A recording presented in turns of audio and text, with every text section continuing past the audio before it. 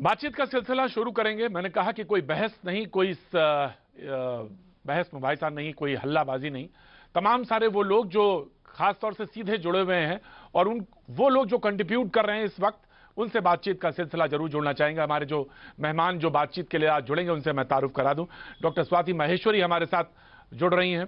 सबसे पहले मैं उनका स्वागत करता हूं। डॉक्टर अशोक सेठ साहब हैं हमारे साथ, उनका भी स्वागत है। बहुत बहुत शुक्रिया, थैंक यू सो मच। हमारे साथ सृष्टि सेन शर्मा जुड़ रही हैं जो हेड ऑफ ऑपरेशंस हैं मेरेंडा हाउस कोविड, और इनसे भी बातचीत का सिलसिला शुरू करेंगे। लेकिन डॉक्टर मनिंदर अग्रवाल हमारे साथ कुछ देर में जुड़ेंगे और एक आंकड़ा भी उनके पास है। लेकिन सबसे पहले मैं डॉक्टर स्वाति महेश्वरी और तमाम जो हमारे पैनलिस्ट आज यहाँ पे मौजूद हैं उनसे भी कहना चाहूंगा कि ये प्रोग्राम मैं आज सबको समर्पित करता हूं। और ये सारे लोग जो हमारे साथ मौजूद हैं, अक्सर बहस होने लगती है और वो बातचीत इतनी ज़्यादा हो हल्ले में तब्दील हो जाती है कि कुछ अच्छी बात सामने निकल के आती ही नहीं है, और वो तमाम बहसों का हिस्सा वो बन जाते हैं कि कुछ समझ में नहीं आया। और आज स्थिति ये है कि जिंदगी और मौत में जो जद्दोजहद है वो सामने दिखाई पड़ रही है। और ऐसे में स्थिति में हम चाहेंगे कि सबसे पहले डॉक्टर स्वाति हमारे साथ मौजूद हैं। सवाल क्यों ना यहीं से शुरू किया जाए। डॉक्टर साहब, आपके सवाल हों, डॉक्टर साहब के पास सवाल हों, और उन सवालों के बीच में जो तमाम सारे लोग हैं जो आज फोन से जुड़ना भी चाहते हैं, और लिमिटेशंस हैं, लेकिन ठीक है, प्रोग्राम है, आज शुरू करते हैं, फिर देखते हैं कहां तक हम किस स्तर तक पहुंच पाते हैं, जैसे तमाम कोशिशें हो रही। डॉक्टर स्वाति जी बिल्कुल। सवाल ये था कि ये कहां पे, जहां पे जी मैं कुछ कहना चाह रहा था कि ये कि जहां पे हम खड़े हैं इस वक्त, जहां पे हम मौजूद हैं इस वक्त, ये कहा जा रहा है कि एक राइज अभी और आना बाकी है, एक और कहां पे पहुंचेंगे, पीक कहां है, ये किसी को नहीं पता।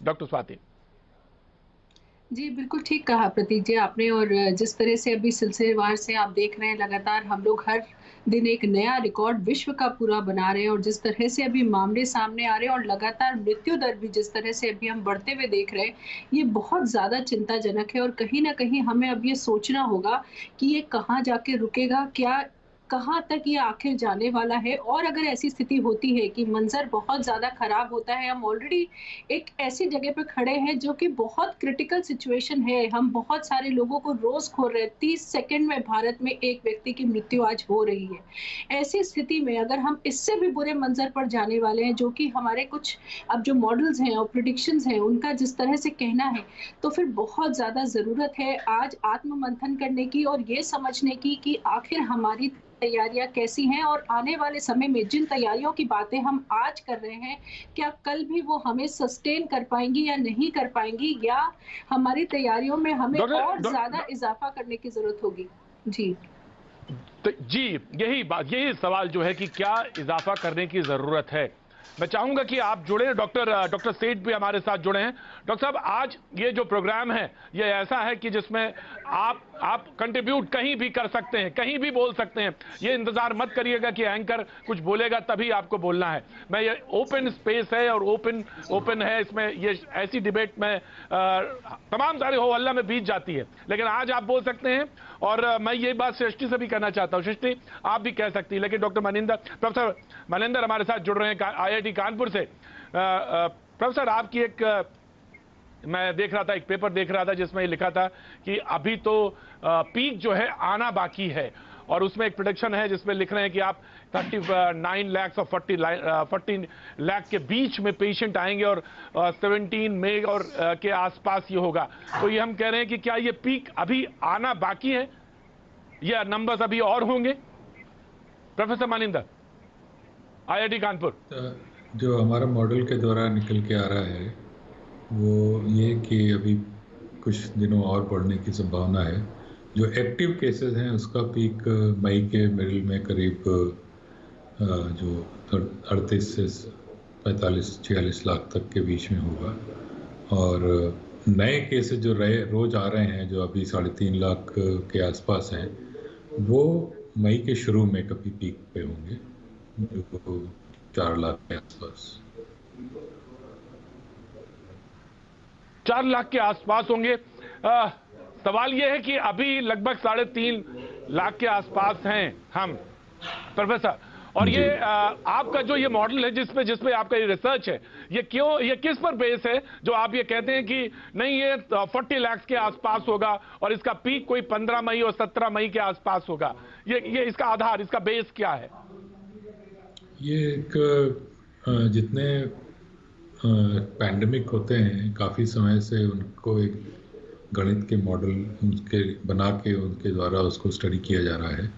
तो कोविड के लिए हमने एक नया मॉडल बनाया है गणित का प्रयोग करके, जिसमें डिफरेंशियल इक्वेशंस यूज़ की गई हैं और उनके जो पैरामीटर हैं वो उसकी वैल्यू हम डेटा जो रोज़ का आता है उससे एस्टिमेट करते हैं। पैरामीटर की वैल्यू बदलती भी रहती हैं, तो इस समय जो पैरामीटर की वैल्यूज़ हैं वो हमने इस समय का डेटा से एस्टिमेट किया करके निकाली हैं और उसके अनुसार ये निकल के आ रहा है कि आगे किस प्रकार पैंडेमिक बढ़ेगा और उसके बाद कब घटेगा, और वही सारी जो निष्कर्ष हैं वो हमने शेयर किए हैं।